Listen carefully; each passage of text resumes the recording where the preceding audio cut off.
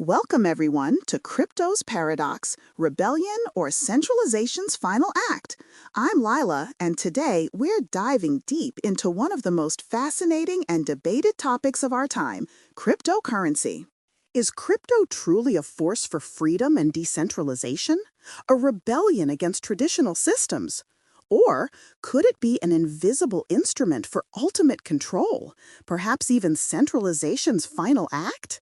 That's our core question today. We'll start with opening remarks from our debaters, move into a lively discussion, then rebuttals, and finally, our conclusions. Our goal is to understand the nuances of this complex world, especially how concepts like the illusion of decentralization and human faith as currency play a role. Joining us are Thomas, who believes crypto offers a genuine path to financial liberation, and Eleanor, who argues that its structure might actually pave the way for new forms of control. This isn't just about technology, it's about power, trust, and the future of our financial systems, making it incredibly relevant for all of us, especially students exploring future economies. To kick things off, Thomas, we'd love to hear your opening remarks. Thank you, Lila. Honestly, for me, crypto represents a genuine path to financial liberation. It's about empowering individuals, giving them direct control over their assets, and removing the need for traditional, often opaque intermediaries like banks. The core idea of decentralization means no single entity can control or manipulate the system. It's a rebellion against the old guard, offering transparency and accessibility to everyone everywhere. That's a powerful vision, Thomas. Eleanor, you have a different perspective, suggesting that crypto might actually pave the way for new forms of control. Could you share your opening thoughts on that? Thank you, Lila. While Thomas's vision of liberation is appealing, my research suggests a more unsettling reality. We've uncovered evidence that the entire structure of the digital market, including crypto, isn't a spontaneous innovation. It appears to be a continuation of an old intelligence doctrine, reborn through code. What was once surveillance is now, ironically, sold as liberation. It's like they turned the cage inside out and convinced everyone it was freedom. That's a striking claim, Eleanor. You're suggesting a historical link between old intelligence strategies and today's crypto architecture. Could you elaborate on what kind of old intelligence doctrine you're referring to and how it manifests in the digital market? Absolutely. We found a heavily redacted CIA memorandum from 1974 titled Liquidity and Control in Distributed Networks. It outlined a system to monitor and redirect global financial flows under the guise of network resilience. What's truly chilling is how the code governing real-time liquidation events in today's crypto market almost perfectly mirrors that 50-year-old blueprint. It's an inverted blueprint, where the same control mechanisms are now embedded in what we perceive as a free market. But Eleanor, the transparency of blockchain technology, where every transaction is recorded and verifiable, fundamentally works against hidden control. How can a system built on open ledgers be secretly manipulated by an inverted blueprint? That's the paradox, Thomas. The transparency can be a distraction. We've identified what we call the accountability cloak. It's not a system blind spot, but a shield. Every protocol update since 2016 seems to have reinforced it, institutionalizing vulnerabilities rather than patching them. It creates an illusion of choice. The system feeds on participation, turning human hope and faith into liquidity. Every click, every buy order, every belief that it's fair fuels this underlying control mechanism. So, Eleanor, you're suggesting that the very act of engaging with crypto, believing in its promise of freedom, inadvertently strengthens a system of control. Thomas, how do you respond to the idea that the transparency you champion might actually be a sophisticated form of surveillance, or that vulnerabilities are intentionally built in? I understand the concern, Lila, but I think it overlooks the power of community and open source development. If such a cloak existed, the decentralized nature of crypto means it would eventually be exposed and rejected by the community. The very ethos of crypto is about collective oversight. While there might be bad actors or flawed protocols, the system is designed to self-correct through consensus and continuous auditing by millions of participants. But what if the self-correction is part of the recursion, Thomas? This isn't just evolution. It's a feedback loop of control that began in the analog shadows of the Cold War and matured into digital omnipotence. The crypto market isn't the rebellion against central banks. It's the instrument that makes the final phase of centralization invisible. The illusion of choice is the final achievement of control. It's about turning human faith into a currency, making people willingly participate in their own oversight. That's a profound and unsettling thought, Eleanor. So, to summarize, Thomas, you see crypto as a genuine force for liberation, driven by decentralization and community oversight. Eleanor, however, views it as a sophisticated evolution of control, an inverted blueprint that leverages human faith to perpetuate a hidden system of centralization. This really highlights the core paradox of our discussion today. We'll delve deeper into these points after a short break. Eleanor, that's a powerful assertion that human faith itself becomes a currency, fueling a system of control. Thomas, how do you reconcile this idea with the genuine enthusiasm and belief many people have in crypto as a force for good? Lila, I think it's crucial to distinguish between genuine innovation and potential misuse. The belief in crypto isn't inherently negative. It's a belief in a more transparent, equitable financial future. People are drawn to it because they see real problems with traditional systems, and crypto offers a viable alternative. The enthusiasm comes from the tangible benefits: faster transactions, lower fees, and access for the unbanked. These aren't illusions, they're real-world improvements that empower individuals, not control them.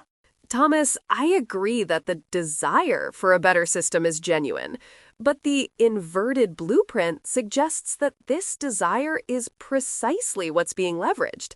Imagine a system designed to look like liberation, but whose underlying architecture is still about absorbing and synchronizing liquidity, just as that 1974 memo described.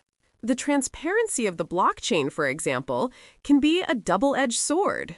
While transactions are visible, the intent behind the protocols, the subtle ways control nodes are embedded, can be incredibly opaque to the average user, even to many developers.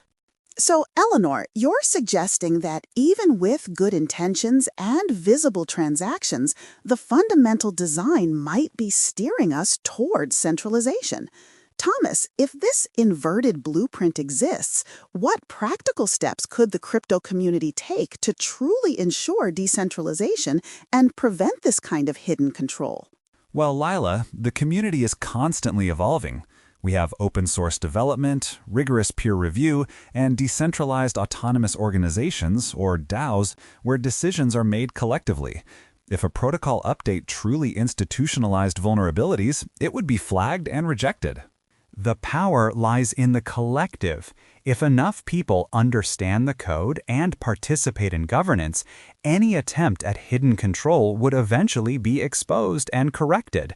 It's a continuous process, yes, but the tools for that vigilance are built into the system. Thomas, I appreciate the optimism, but what if the accountability cloak isn't a bug, but a feature? What if the very complexity and rapid evolution of protocols make it harder for the collective to truly grasp the full implications of every update? The source content mentioned recursion, a feedback loop of control. It's not about a single malicious update, but a continuous reinforcement over years, making the crypto market an instrument for invisible centralization rather than a rebellion against it. Eleanor, you're painting a picture of a very subtle, almost insidious form of control, where the system evolves to reinforce itself, making centralization invisible. Thomas, if crypto is indeed becoming an instrument for the final phase of centralization, what does that mean for the future of finance and individual autonomy? Lila, I think that's a very dystopian view. While I acknowledge the potential for powerful entities to try and exert control, the very nature of crypto, with its global distribution and diverse participants, makes a final phase of centralization incredibly difficult to achieve. True decentralization is a spectrum, not an absolute. We're constantly striving for more, and the ongoing innovation in areas like zero-knowledge proofs and truly distributed consensus mechanisms are pushing back against any centralizing forces. Thomas, consider it like this. If you build a house with a hidden room, and then you invite everyone to decorate the visible rooms, they might feel free. But the hidden room still exists, and its purpose remains. The inverted blueprint isn't about overt control, but about shaping the environment so that perceived freedom leads to predictable outcomes. The paradox is that the more people participate, the more liquidity is generated, and the more robust the system becomes, even if its underlying purpose is to absorb and synchronize financial flows for a different agenda. That's a compelling analogy, Eleanor. So, we have Thomas arguing for the inherent resilience and self-correcting nature of decentralized communities, and Eleanor presenting a sobering view of a system potentially designed to leverage human faith for invisible control, a recursion of old intelligence doctrines. We'll continue this fascinating discussion after the break. Welcome back to Crypto's Paradox. Before the break, Eleanor, you presented a compelling, if unsettling, analogy of a house with hidden rooms, suggesting that perceived freedom in crypto might lead to predictable outcomes for a different agenda. Thomas, you emphasize the community's vigilance. My question now is, how do we as individuals, or even the broader crypto community, identify these hidden rooms, or the accountability cloak that Eleanor describes, especially if they're designed to be so subtle? That's precisely the challenge, Lila. The accountability cloak isn't a single, obvious flaw. It's a continuous reinforcement, a recursion, as the source content put it. It's embedded in protocol updates that seem benign or even beneficial on the surface. We're talking about cascading loops of control nodes and mirrored response functions that silently siphon financial energy, much like that 1974 CIA memo described for global financial flows. It's the ghost in the network, a system designed to absorb, synchronize, and neutralize liquidity streams independent of central policy, but now through code. It requires deep, almost forensic analysis of the underlying architecture, not just the visible transactions. I hear what you're saying, Eleanor, about the complexity, but the beauty of open-source development is that many eyes are on the code. While a single individual might miss something, the collective intelligence of thousands of developers, auditors, and researchers is constantly scrutinizing these protocols. Any attempt to institutionalize vulnerabilities, as you suggest, would eventually be flagged. We have bug bounties, formal verification, and a culture of transparency that actively seeks out and corrects flaws. It's a continuous battle, yes, but the tools for vigilance are inherent to the decentralized ethos. So, Thomas, you believe the sheer volume of scrutiny from the community acts as a safeguard. Eleanor, you're suggesting the subtlety of this inverted blueprint might evade even that collective oversight. This brings us to the idea of human faith as currency. Eleanor, could you elaborate on how this illusion of choice leverages human faith and what the practical implications are for someone participating in the crypto market? Certainly, Lila. The illusion of choice is the final achievement of control. It's about creating a system that feeds on participation, turning hope into liquidity. Every click, every buy order, every belief that the market is fair and free fuels this underlying mechanism. It's not about coercion, it's about consent, albeit informed by a carefully constructed narrative of liberation. People invest their trust, their aspirations, and their capital, believing they are rebelling against the old system, when in fact, they might be strengthening a new, more invisible form of centralization. I think it's important to differentiate, Eleanor. Human faith is a fundamental component of any financial system, traditional or decentralized. People put faith in banks, in governments, in fiat currency. The difference with crypto is that this faith is placed in transparent, auditable code, not opaque institutions. The enthusiasm isn't just blind faith. It's often based on tangible benefits and a belief in the principles of decentralization.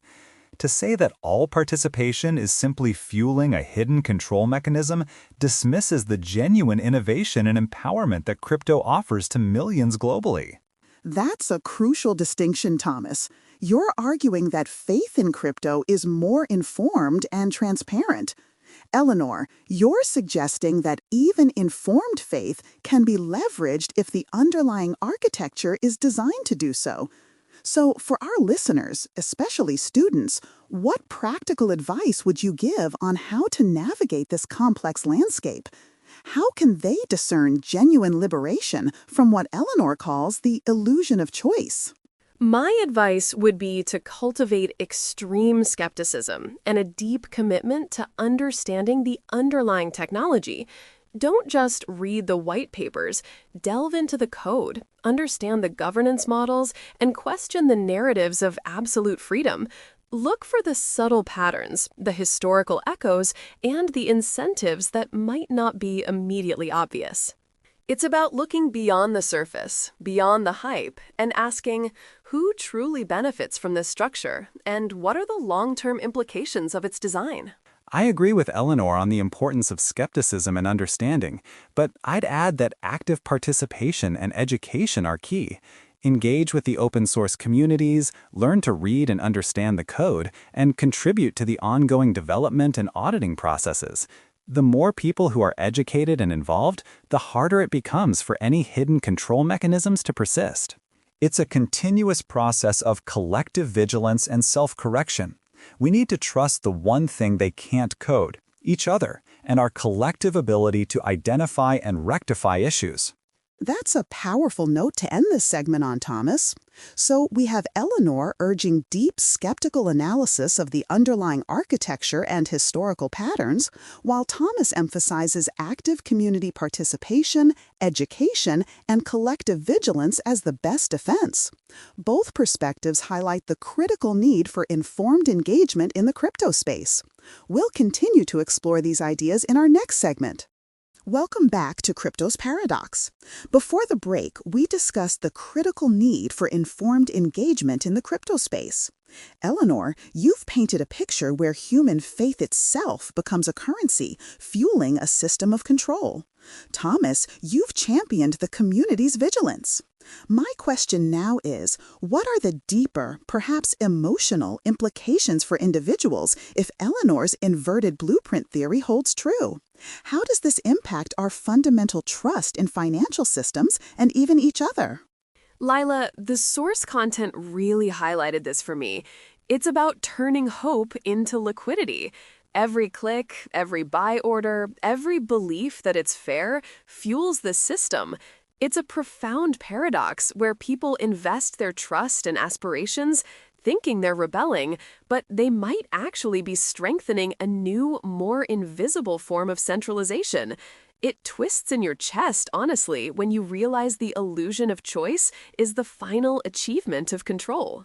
I understand the emotional weight of that perspective, Eleanor, but I think it's vital to remember that the genuine belief in a more transparent and equitable financial future is still a powerful, positive force. People are drawn to crypto because they see real problems with traditional systems. The enthusiasm comes from tangible benefits, not just blind faith. And that collective belief, when channeled through open-source development and community oversight, is precisely what can expose and fight against any hidden control mechanisms. So, Thomas, you're saying that while the emotional impact of potential manipulation is real, the community's collective intelligence and belief can act as a counterforce. But Eleanor describes this inverted blueprint as a ghost in the network, something incredibly subtle. How would the community, with all its vigilance, actually detect something so deeply embedded and continuously reinforced rather than an obvious flaw? Well, Lila, it's a continuous process. We have thousands of developers, auditors, and researchers constantly scrutinizing the code. There are bug bounties, formal verification processes, and a culture of transparency that actively seeks out and corrects flaws. It's not about a single person finding a smoking gun, but the collective, decentralized nature of the community making it incredibly difficult for such a ghost to persist undetected over time. Thomas, I appreciate the faith in collective oversight, but the accountability cloak isn't a bug to be patched.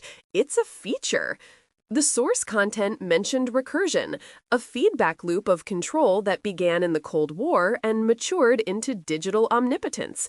It's not a single malicious update, but a continuous reinforcement over years, making the crypto market an instrument for invisible centralization. The very complexity and rapid evolution of protocols can make it harder for the collective to truly grasp the full implications of every update, even with good intentions. That's a very unsettling thought, Eleanor. So, if this inverted blueprint is indeed a subtle, continuously reinforcing system, what is its ultimate objective? What does it achieve for those who might be orchestrating this hidden control? Its objective, as that 1974 memo outlined, is to ensure the capacity to absorb, synchronize, and, if necessary, neutralize liquidity streams independent of central policy. In the digital age, it means making the final phase of centralization invisible. It's about shaping the environment so that perceived freedom leads to predictable outcomes, where human faith and participation generate the very liquidity that can then be silently siphoned or redirected. The illusion of choice is the final achievement of control. Lila, I have to strongly disagree with that dystopian view. While I acknowledge the potential for powerful entities to try and exert control, the global distribution and diverse participants in crypto make a final phase of centralization incredibly difficult to achieve. True decentralization is a spectrum, not an absolute. We're constantly striving for more, and ongoing innovation in areas like zero-knowledge proofs and truly distributed consensus mechanisms are actively pushing back against any centralizing forces. We have a clear disagreement here. Eleanor, you see a subtle, insidious form of control, while Thomas, you emphasize the inherent resilience of decentralized communities. Thomas, if for a moment we consider Eleanor's theory to be true, what would be the most effective way for individuals and the crypto community to fight back against such a deeply embedded, invisible system? If such a system existed, the fight would be in education and active participation. It's about learning to read and understand the code, engaging with open-source communities, and contributing to the ongoing development and auditing processes. The more people who are educated and involved, the harder it becomes for any hidden control mechanisms to persist. We need to trust the one thing they can't code, each other, and our collective ability to identify and rectify issues. I actually agree with Thomas on the importance of trust and collective action. However, it requires a fundamental shift in how we look at the system.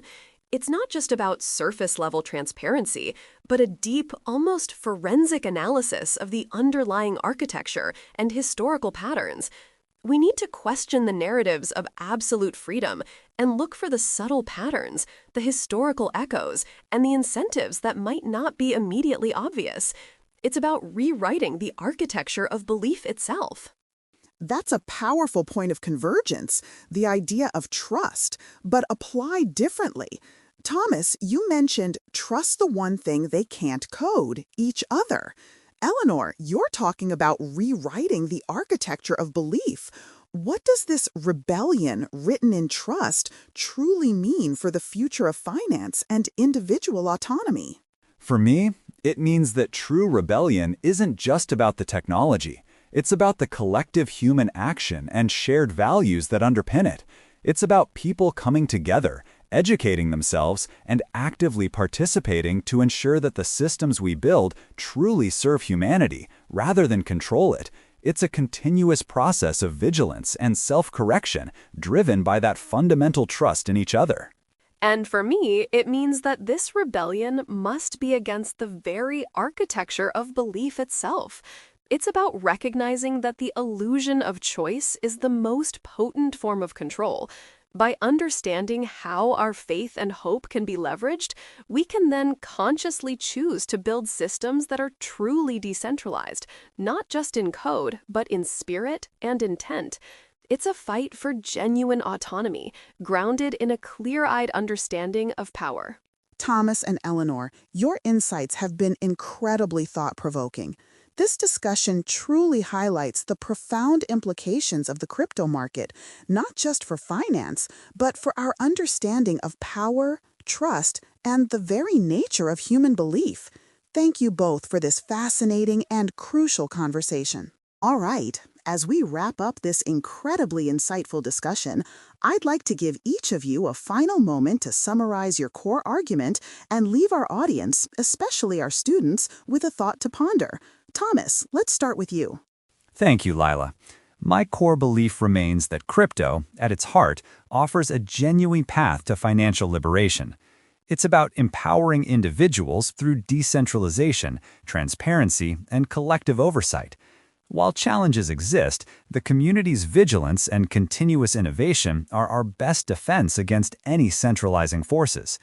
I'd ask everyone to consider, how can we, as a global community, best leverage these technologies to build truly equitable and free financial systems for all? And for me, the critical takeaway is that we must look beyond the surface. The inverted blueprint suggests that crypto, despite its promise, could be a sophisticated instrument for invisible control, leveraging our very faith and hope. The illusion of choice is powerful. My question for the audience is, are we truly questioning the underlying architecture of these systems, or are we simply accepting the narrative of liberation without deep scrutiny? Thank you both. We've heard Thomas championing crypto as a force for liberation through community and transparency, while Eleanor urges us to critically examine its potential as a subtle instrument of control, a continuation of older doctrines. The shared thread, I think, is the immense power of human trust and the need for informed engagement. To our students, I encourage you to delve deeper, ask tough questions, and explore these complex ideas further. Thomas, Eleanor, thank you for this truly enlightening debate.